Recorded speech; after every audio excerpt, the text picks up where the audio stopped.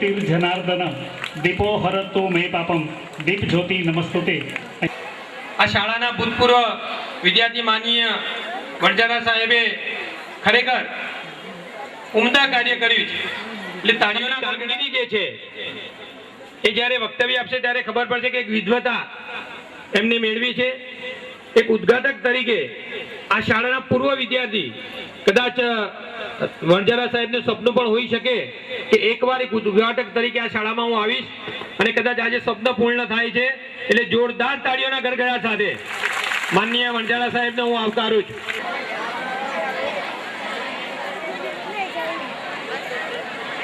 તમે બધા થાક્યા છો? કાર્યક્રમ બંધ કરવો છે કે ચાલુ રાખવો છે? તો પછી વચ્ચે તમારે ઊભા નહીં થવાનું।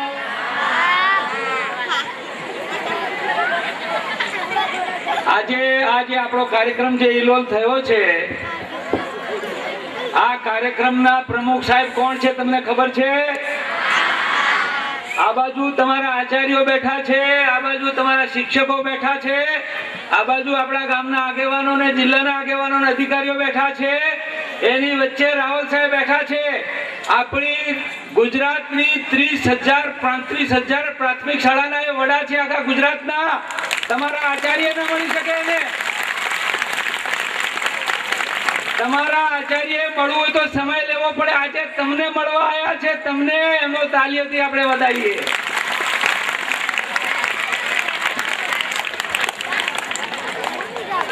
મિત્રો આપણી વચ્ચે તમે કહેશો તો હું ચાલુ રાખીશો। હું પણ તમારી જગ્યાએ બેસતો તો આજથી 73ની સાલમાં મેં એસએસસી ની પરીક્ષા આપી ત્યારે અહીંયા બેસતો તો હું તમારા જેવો નાનકડો ટબુડો હતો, આજ હાઈસ્કૂલમાં ભણતો હતો, અને અમને સાહેબ ભણાવતા હતા। ખણુસિયા સાહેબ અહીં બેઠા છો, મને ભણાવતા હતા એ સાહેબ મોહમ્મદભાઈ ક્યાં ગયા? મોહમ્મદભાઈ ઉભા થાઓ। આ સાહેબ મને ભણાવતા હતા અને મને એટલું સરસ ભણાવ્યું હતું કે મેથેમેટિક્સમાં 100 માંથી 100 માર્ક સાહેબે મને લપાયા હતા। કેટલા? 100 માંથી 100 હાયર મેથેમેટિક્સમાં। હું તમારા જેવો હતો ત્યારે મને એ બીજા સાહેબ ભણાવતા હતા, હસનભાઈ હોલ્ડા। આ બેઠા છો, આ બેઠા આપણી વચ્ચે હસનભાઈ હોલ્ડા બેઠા છો। એમને મને હિન્દી એટલું સરસ ભણાવ્યું હતું, કોઈને ફર્સ્ટ ક્લાસ ના આવે, મારે 61% માર્ક્સ હિન્દીમાં આવ્યા હતા। હસનભાઈએ મને ભણાવ્યું હતું એટલે। અને પ્રાથમિક શાળામાં ભણતો ત્યારે વાઘ સાહેબે મને ભણાવ્યો તો, એ બેઠા છો વાઘ સાહેબ પેલી બાજુ આ બેઠા।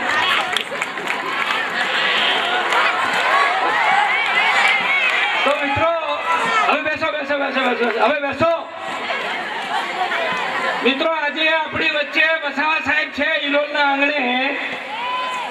આપણા ઇલોલ ગામમાં અહીંયા 11-12ની સાયન્સ પ્રવાસની શાળા નથી ભાઈ। અહમદભાઈ દેસોટિયા સાહેબ, સાયન્સ પ્રવાસની શાળા છે? તમે મને એમ કીધું હતું કે સાહેબ ઇલોલમાં સાયન્સ પ્રવાસની 11-12ની શાળા થાય, તો મેં વસાવા સાહેબને કીધું, વસાવા સાહેબ તમને 11-12ની સાયન્સની શાળા આપો છો તો ઇલોલમાં આપશો? કે વણજારા સાહેબ હું મહેનત કરીશ અને એમની મહેનત નિષ્ફળ નહીં જાય, તમને 11-12ની શાળા અહીંયા મળશે। મિત્રો આપણી વચ્ચે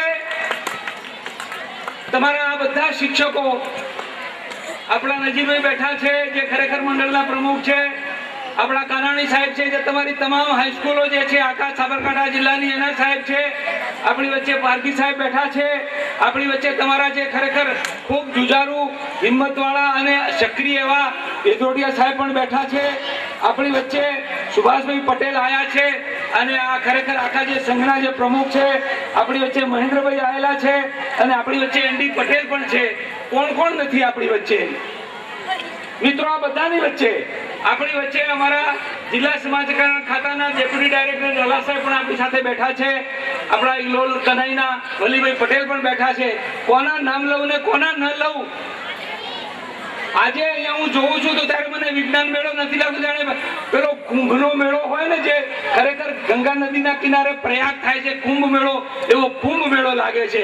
હજારો વિદ્યાર્થી અહીં બેઠા છે, હજારો વિદ્યાર્થીઓ આવે છે, કોઈએ પ્રદર્શન લગાવ્યું છે, કોઈ ગીત ગાય છે, આ બાજુ આગેવાનો બેઠા છે, તમારા શિક્ષકો બેઠા છે। મિત્રો આ બાળકો વચ્ચે કેમ ઉભા કર્યા તમે ભાઈ? ભાઈ જેને કાર્યક્રમમાં વિદ્યાર્થીઓને ઊભા કરી લો, વચ્ચે નહીં ઊભા થવાનું. એમને શિક્ષકોએ જ કીધું હશે ને, ફંક્શન ચાલતો હોય ત્યારે વિદ્યાર્થીઓને વચ્ચે નહીં ઊભા કરવાના. મિત્રો, હું અહીંયા જયારે એલોલમાં હતો તમારા જેવડો, ત્યારે પોઠિયા ચારતો હતો, ગાયો ચારતો હતો, બકરા ચારતો હતો અને નદીમાં મજૂરી કરતો હતો. તો ડાયરેક્ટર કેવી રીતે થઈ ગયો?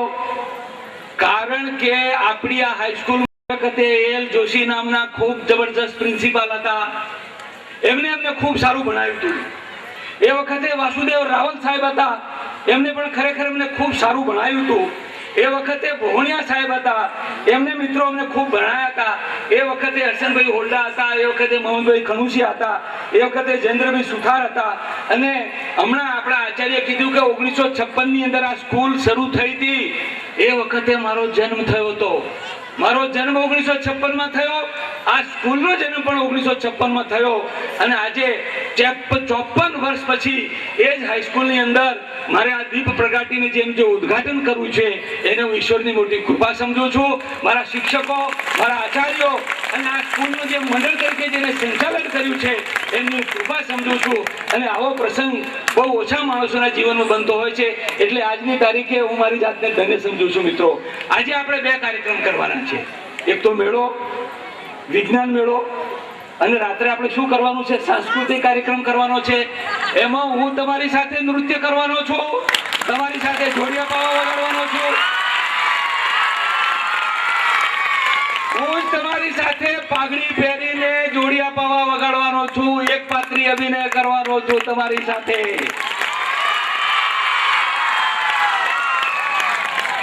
મિત્રો, આજે અહીંયા પ્રાથમિક શિક્ષકો બેઠા છે, તમને જે ભણાવે છે ને પ્રાથમિક શિક્ષકો બેઠા છે ને પ્રાથમિક શિક્ષણ નિયામક પણ બેઠા છે. અને ધોરણ 1 થી શરૂ કરીને ધોરણ 12 સુધીના વિદ્યાર્થીઓ પણ બેઠા છે. ગામના સરપંચ બેઠા છે, ગામના આગેવાનો બેઠા છે, ડીપીઓ બેઠા છે ને ડીઓ બેઠા છે. ત્યારે મારે તમને કહેવાનું, શિક્ષક કેટલો મહત્વનો છે. જો મને વણઝારાને પોઠિયા ચારવા વાળાને પ્રાથમિક શાળામાં રૂપજીભાઈ વક્તાજી જોશિયારા ન મળ્યા હોત, એક શિક્ષક રૂપજીભાઈ વક્તાજી જોશિયારા અને શ્રી વાઘ સાહેબ જે મને અહીંયા 7મા 6ઠા ધોરણમાં ભણાવતા હતા, અહીંયા આપણી પ્રાથમિક શાળા જે સામે છે એમાં, એમને મને 3જા ધોરણમાં એક નાટકમાં ભાગ લેવાનું કીધું હતું. મને ડર લાગતો હતો કે સાહેબ તમે મને નાટકમાં શું કામ ભાગ લેવડાવો છો? તો મને જોશિયારા સાહેબે કીધું કે કાળિયા વણઝારા, કારણ કે હું નાનો છોકરો હતો એટલે મને કાળિયા વણઝારા કહેતા હતા, એ મારા સાહેબ હતા. મને એમને એમ કીધું કે તારે નાટકમાં ભાગ લેવાનો છે. મને સ્ટેજ ઉપર લઈ ગયા, ફક્ત એક ડાયલોગ બોલાયો, ચાંચડ મચ્છરને માખી ઉજ્જડ કરે દુનિયા આખી. એક ડાયલોગ હું બોલ્યો અને મારામાં જે આત્મવિશ્વાસ આવ્યો, મારામાં જે તાકાત આવી, એના કારણે આજે હું ડાયરેક્ટર બની ગયો છું. મિત્રો, ડાયરેક્ટર. અને હું એ શિક્ષકને યાદ કરું છું કે વિદ્યાર્થીમાં રહેલી તાકાતને શિક્ષક કેવી રીતે બહાર લાવી શકે છે. એલ જોશી નામના આચાર્ય અહીં હતા, અત્યારે દેજોટિયા એ જગ્યાએ છે. એ એટલો મહાન માણસ હતો. હું બધાને કહું છું કે જો મારા જીવનમાં એલ જોશી ના આવ્યા હોત, મારા જીવનમાં જો રૂપજી વક્તાજી જોશિયારા ના આવ્યા હોત, મારા જીવનમાં જો હસનભાઈ હોલ્ડા ના આવ્યા હોત, મારા જીવનમાં જો વાસુદેવ રાવલ શિક્ષક ના આવ્યા હોત, મારા જીવનમાં જો મોહમ્મદભાઈ ખણુસિયા ના આવ્યા હોત, તો કેજી વણઝારા કલેક્ટર ના થાત, ડાયરેક્ટર ના થાત અને આજે ઢોર ચારતો હોત. એટલે હું બધો યશ મારા શિક્ષકોને મિત્રો આપું છું અને તમારા શિક્ષકોને હું યાદ દેવડાવું છું. હું તમને વાત કરું તો અમારા આ શિક્ષક મિત્રો ના સમજે, શિક્ષકોને યાદ રાખીને વાત કરું તો તમારા મગજમાં ના ઉતરે, અને આ જે આગેવાનો છે એમને ધ્યાન રાખીને વાત કરું તો કોઈના મગજમાં ના ઉતરે. એટલે મારે એમને રાજી રાખવાના, આ બાજુ આચાર્ય બેઠા છે એમને રાજી રાખવાના, તમને રાજી રાખવાના, અને આ શિક્ષિકા બહેનો જે બેઠી છે મારે એમને રાજી રાખવાના. કોને રાજી રાખવું? તમે કહો એને રાજી રાખવું. તમને રાજી રાખવું તો તમે વચ્ચે હો હો કરતા નહીં. તમે અમિતાભ બચ્ચનને ઓળખો છો? એના પિક્ચર જોયા છે? એ જ્યારે પ્રાથમિક શાળામાં ભણતો હતો દહેરાદૂનની અંદર, હિમાચલ પ્રદેશની અંદર, ત્યારે એને પ્રાથમિક શિક્ષક જે એના હતા એને મોટો એક્ટર કેવી રીતે બન્યો એ હું તમને આજ કહેવા માંગુ છું. અમિતાભ બચ્ચનને એના શિક્ષકે કીધું કે તારે નાટકમાં ભાગ લેવાનો છે.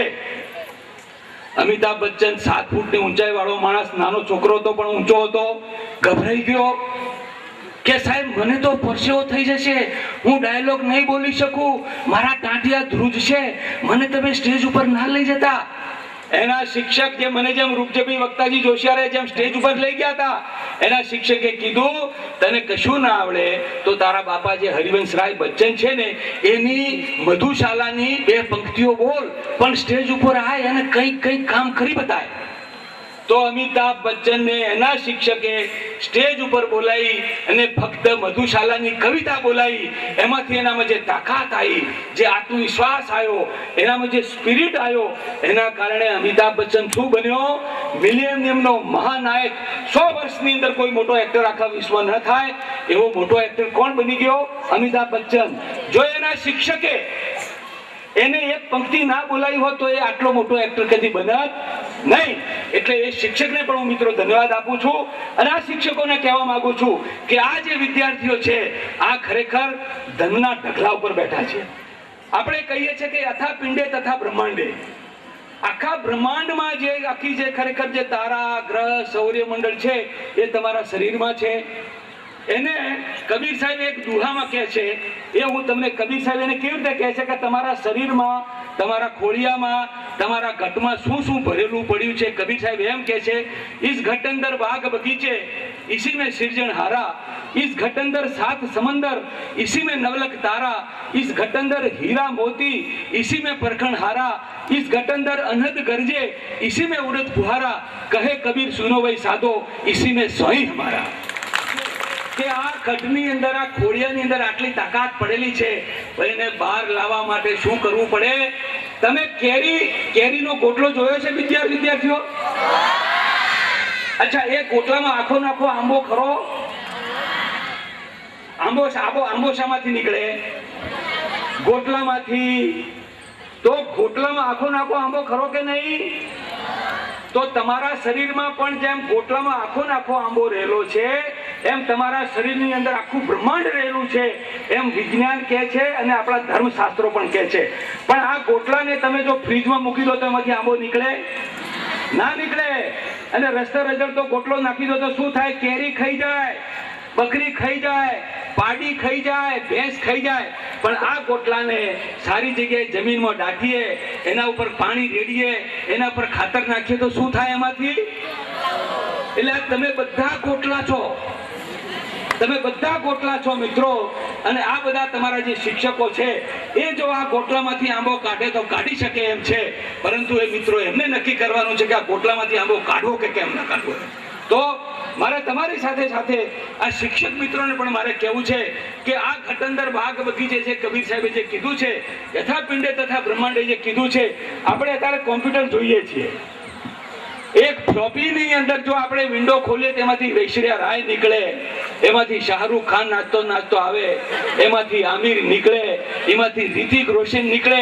પણ એ ફ્લોપી જે છે એને આપણે કોમ્પ્યુટરમાં મૂકવી પડે અને બટન દબાવવું પડે તો ખરેખર એમાંથી બધી કલા નીકળતી હોય છે. એટલે આ તમામ શક્તિ તમારામાં પડેલી છે. આજે જ્યારે વિજ્ઞાનનો મેળો મિત્રો એ થયો છે અને શિક્ષકો અહીંયા છે, નિયામકો અહીંયા છે, કમિશનરો અહીંયા છે, મંડળના હોદ્દેદારો અહીંયા છે, ત્યારે આજે આપણે એવું નક્કી કરીએ કે આ વિદ્યાર્થીઓની અંદર જે તાકાત પડેલી છે એ કેમ કરીને બહાર લવાય. હું પોતે તમારી સમક્ષ દાખલો છું. હું જ્યારે ભણતો હતો ત્યારે અમારી પાસે કોઈ લાઈટ નથી. બેન વચ્ચે નહીં બોલો ને બેબી. તમારી પાસે લાઈટ છે. આજે જ્યારે વિજ્ઞાનનો મેળો કરીએ છીએ, ધારો કે આ માઇક ના હોય તો મારે કેટલું જોરથી બોલવું પડે? આ માઇક છે એ વિજ્ઞાન છે. જો કોઈ માણસે ચશ્માની શોધ ના કરી હોત તો પેલી બેબીને જો આ ચશ્મા આવેલા છે, પેલી બેબીને ચશ્મા છે, પેલા મહેશ પટેલને ચશ્મા છે, પેલો છગન પરમાર બેઠો છે એને ચશ્મા આવેલા છે, કેજી વણઝારાને પણ ચશ્મા આવેલા છે. ચશ્માની શોધ ના થઈ હોત તો શું થાત? હું આંધળો થઈ જાત ને તમારામાંથી જે 10-15 જણા મેં ના એ પણ આંધળા થઈ જાત. એટલે વિજ્ઞાનના કારણે હું આંધળો હોવા છતાં પણ જોઈ શકું છું. વિજ્ઞાનના કારણે મારો અવાજ ધીમો હોવા છતાં પણ આ માઇકના કારણે તમારા સુધી પહોંચે છે. વિજ્ઞાનના કારણે આ ઇલોલનો રોડ થયો. જ્યારે હું અહીંયા જન્મ્યો હતો ત્યારે હું ગાલ્લામાં બેસીને ઇલોલ જતો હતો, હિંમતનગર. શામાં બેસીને? ગાલ્લામાં બેસીને, ઊંટ ઉપર બેસીને, પોઠિયા પર બેસીને જતો હતો. આજે તમે શામાં બેસીને જાઓ છો? મોટરમાં. કારણ કે વિજ્ઞાને શોધ કરી છે. કલ્પના ચાવલાનું નામ તમે સાંભળ્યું છે? જે ખરેખર જે ચંદ્રયાનમાં ઉપર ગઈ હતી ને પછી રસ્તામાં મરી ગઈ, એ કલ્પના ચાવલા જે સ્પેસ શટલમાં ત્યાં ગઈ, એ કલ્પના, આ વિજ્ઞાન છે. આજે આ વિજ્ઞાનના કારણે, આ દાખલા તરીકે આ ભાઈ મારો જો પોતાના જે વિડીયો ઉતારી રહ્યા છે, આ વિજ્ઞાન છે. હવે હું બોલવાનું બંધ કરીશ તો બી પાછો આ બટન દબાવશે એટલે પાછું મારું ભાષણ ચાલુ, પાછો મારા હાથ હલવાનું ચાલુ. આ વિજ્ઞાનના કારણે આખી દુનિયાની અંદર સુખ પેદા થયું છે. તમે આર્કિમિડીઝનું ભણ્યા છો કે નથી ભણતા? આર્કિમિડીઝે તરતા પદાર્થનો નિયમ શોધ્યો. તરતા પદાર્થનો નિયમ કોણે શોધ્યો? કોને? આર્કિમિડીઝે તરતા પદાર્થનો નિયમ શોધ્યો, એમાંથી આખી સ્ટીમર બની. એટલે તમે એમ સમજતા હો કે આર્કિમિડીઝનો નિયમ અમને આ તરતા પદાર્થનો નિયમ મને શું કામ ગોખાવે છે? આપણે આઇઝેક ન્યૂટનના જે ખરેખર જે આઘાત પ્રત્યાઘાતના આપણે જે નિયમો ભણ્યા, તમને લાગતું છે કે હું કામ ભણવામાં આવે છે? આખું જે પ્લેન ઉડે છે, પ્લેન શાનાથી ઉડે છે? એ આઘાત પ્રત્યાઘાતના આ જે આઇઝેક ન્યૂટનના નિયમથી. એટલે આજે તમે આટલા બધા બાળકો, તમારા શિક્ષકો જ્યારે ભેગા થયા છો ત્યારે તમે તમારી પોતપોતાની સ્કૂલોમાંથી આચાર્યો અને શિક્ષકો અને બાળકો જે વિજ્ઞાનના પ્રયોગો લઈને આવ્યા છો, આવતીકાલે, આજે ભલે તમને નાની વાત લાગતી હોય, આવતીકાલે તમારામાંથી કોઈ આઇઝેક ન્યૂટન પેદા થશે. આવતીકાલે તમારામાંથી કોઈ થોમસ આલ્વા એડિસન પેદા થશે. આવતીકાલે તમારામાંથી કોઈ આઈન્સ્ટાઈન પેદા થશે. આવતીકાલે તમારામાંથી કોઈ, ધારો કે થોમસ આલ્વા એડિસને બલ્બ કોને શોધ્યો હતો? થોમસ આલ્વા એડિસને. અમારી વખતે બલ્બ નતો એટલે મને વાંચવા નતું મળતું.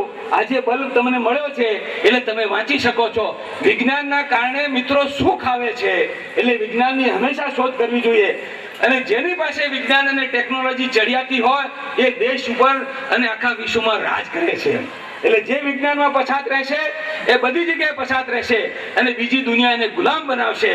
આજે આ મિત્રો, આજે જ્યારે તમે ઉદ્ઘાટન કરવા માટે આ મેળામાં મને બોલાયો છે અને મારી વિનંતીથી જ્યારે આસિફ રાવલ સાહેબ અહીં આવ્યા છે અને કમિશનર, જોઈન્ટ કમિશનર વસાવા સાહેબ આવ્યા છે, ત્યારે મારા ગામની અંદર આ પ્રસંગ થાય અને આટલો સુંદર, જ્યારે ભવનાથનો મેળો હોય એવું લાગે છે, જ્યારે નમીનો મેળો હોય એવું લાગે છે, જ્યારે કોઈ સુફી સંતનો ઉર્સનો મેળો હોય એવું લાગે છે.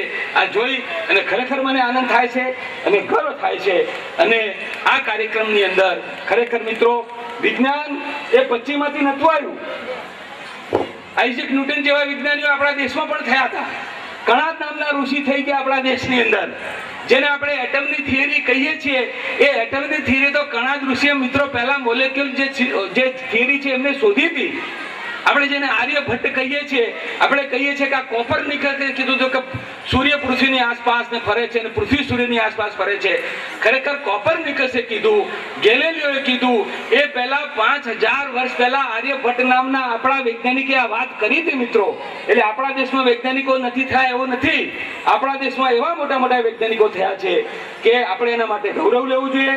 અને તમે, તમારા શિક્ષક મિત્રો, તમારા આચાર્યો અને બધાને હું વિનંતી કરું છું કે આજે આપણે જ્યારે ભેગા થયા છીએ ત્યારે ખૂબ આપણે વિજ્ઞાનનો સ્પિરિટ આપણામાં પેદા થાય અને આપણે મિત્રો કંઈક કરીએ. અને આજકાલ જે સ્ટીવન્સન હોકિંગનું નામ, તમે તમારા લેવલની વાત નથી પણ મારા બીજા શિક્ષકોને અહીંયા જે નિયામકો બેઠા છે, મારે એમને કહેવું છે, હોકિંગ્સ એમ કહે છે કે આ સૃષ્ટિની રચના કોઈ ઈશ્વરે કરી નથી. એને 2 પુસ્તકો લખ્યા, ધી ગ્રાન્ડ ડિઝાઇન.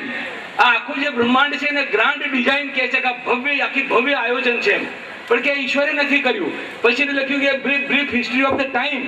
એને આ જે પુસ્તકો લખ્યા, આ ખરેખર સ્ટીવન્સન હોકિંગે નવું કશું જ કીધું નથી. આ બ્રહ્મસૂત્રોની અંદર એક શ્લોક આવે છે કે ઓમ પૂર્ણમદઃ પૂર્ણમિદમ પૂર્ણાત પૂર્ણમ ઉદચ્યતે પૂર્ણસ્ય પૂર્ણમેવ આવાય પૂર્ણમેવાવશિષ્યતે. આ જે શ્લોક છે આ ગ્રાન્ડ ડિઝાઇનનો જ શ્લોક છે. એ એમ કહે છે કે આ બધું પરિપૂર્ણ છે, એમાં કોઈ ખામી નથી. આપણા બ્રહ્મસૂત્રની અંદર હજારો વર્ષ પહેલા મેં કહ્યું છે કે આખું જગત પૂર્ણ છે, એ જગત પણ પૂર્ણ છે, એ જગતથી આ જગત પેદા થાય છે, એ જગતમાંથી આ જગત લઈ લો તો પાછળ પૂર્ણ વધે છે. આ જ ગ્રાન્ડ ડિઝાઇન છે. એટલે સ્ટીવન્સન હોકિન્સને જે વાત કરી છે એ કોઈ નવી વાત કરી નથી. આ જગત પરિપૂર્ણ છે, એમાં કોઈ ખામી નથી, એવી આપણે બ્રહ્મસૂત્રોમાં પહેલા મિત્રો વાતચીત થઈ ગઈ છે. એટલે આપણું વિજ્ઞાન એટલું બધું ભવ્ય વિજ્ઞાન હતું, એને આપણે ભૂલી ન જઈએ, એને મિત્રો આપણે યાદ કરીએ. ભગવદ્ ગીતાની અંદર પણ વિજ્ઞાન શબ્દ 4 વખત આવે છે. 4 વખત વિજ્ઞાન શબ્દ આવે છે.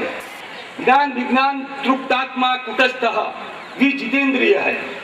જે માણસ ફક્ત જ્ઞાની હશે એ નહીં ટકી શકે.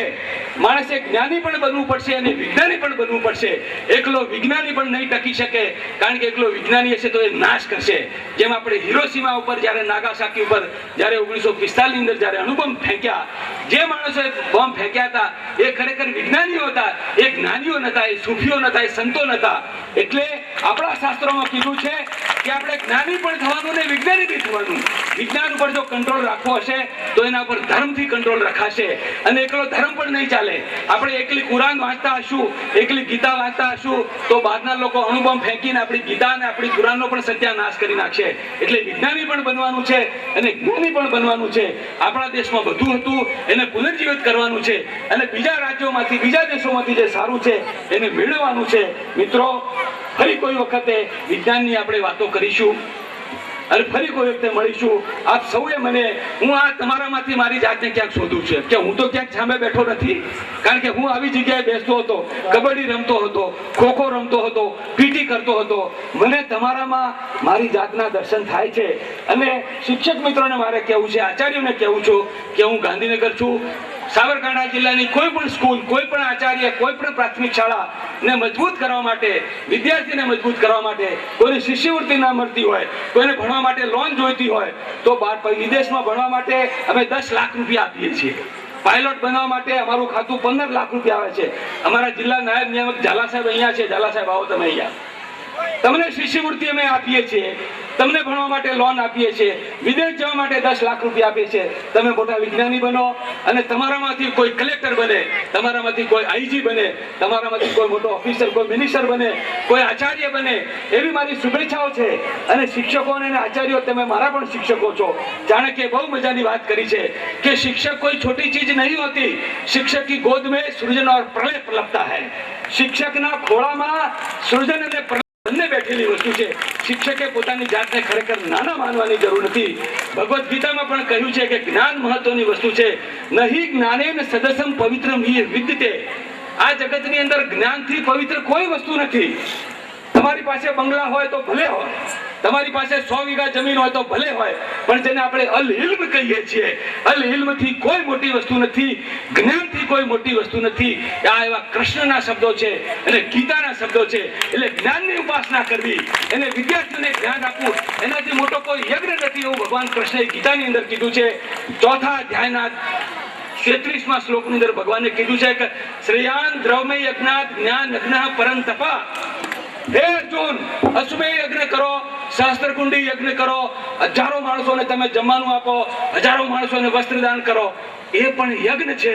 પણ ક્લાસરૂમની અંદર ચોકથી બ્લેકબોર્ડ ઉપર વિદ્યાર્થીને ભણાવો, એ એનાથી પણ મોટો યજ્ઞ છે. તો તમારાથી મોટા કોઈ યાજ્ઞિક નથી, તમારાથી કોઈ મોટા બ્રાહ્મણો નથી. આ સર્ટિફિકેટ હું નથી આપતો, આ સર્ટિફિકેટ ભગવાન સ્વયં કૃષ્ણએ તમને આપ્યું છે. એને તમે સાર્થક કરો અને આ વિદ્યાર્થીઓને તમે ભણાવો, એવી મિત્રો મારી તમને વિનંતી છે. હું ફરી કહું છું કે નહીં ને જ્ઞાનેનું સદસ્ય પવિત્ર વિદ્યતે. પછી આ જ્ઞાન કોને મળે? તો પાછું ભગવાને આગળ 34મા શ્લોકમાં શ્રદ્ધાવાન લભતે જ્ઞાનમ તત્પર સંયમિન્દ્રિય. મિત્રો તમને ફરી કહું છું, જ્ઞાન કોને મળે? જે માણસ શ્રદ્ધા રાખે શિક્ષકમાં, જે માણસ આચાર્યમાં શ્રદ્ધા રાખે, જે નિયમિત ક્લાસ ભરવા જાય, જે ટીવી જોઈ જોઈને પોતાનો સમય ન બગાડે, બહુ ખા ન કરે, આ માણસને જ્ઞાન પ્રાપ્ત થાય. એને 90% આવે, એ ડોક્ટર ને એન્જિનિયર થાય. આ પણ ભગવાન કૃષ્ણના શબ્દો છે મિત્રો.